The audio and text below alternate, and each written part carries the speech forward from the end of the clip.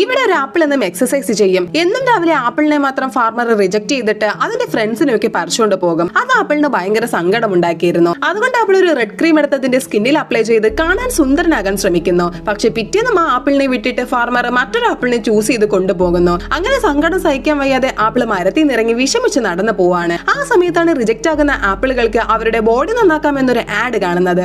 അടുത്ത സെക്കൻഡിലെ ആപ്പിൾ അവിടേക്ക് ചെന്ന് ജിമ്മിൽ ജോയിൻ ചെയ്യുന്നു. ശേഷം എന്നും 200 കിലോ വെയിറ്റ് ലിഫ്റ്റ് ചെയ്യാനും പുഷപ്പ് ചെയ്യാൻ അങ്ങനെ മാസങ്ങളോളം ട്രെയിനിങ് ചെയ്തവൻ എക്സ്പോർട്ട് സൈസ് ചാർട്ടിൽ വന്ന് ബോഡി ചെക്ക് ചെയ്യും. പക്ഷെ അവൻ അത്രയും എത്താത്തത് കൊണ്ട് ഒരു എയർ പമ്പ് വെച്ച് ബോഡിയിൽ കാറ്റ് കയറ്റി കാണാൻ വലിപ്പവും നല്ല ബോഡിയൊക്കെ ആയിട്ട് കോൺഫിഡന്റ് ആയിട്ട് മരത്തിൽ പോയി കിടക്കുന്നു. അപ്പൊ പിറ്റേന്ന് അവന്റെ മേലെ ഫാർമർ സ്റ്റിക്കർ ഒട്ടിച്ച് വെക്കുകയാണ്. പക്ഷെ പറിക്കാൻ വന്ന സമയത്ത് അവന്റെ ബോഡിയിലെ കാറ്റ് മുഴുവൻ പോയി ആപ്പിള് കുട്ടിയായിട്ട് മാറുന്നു.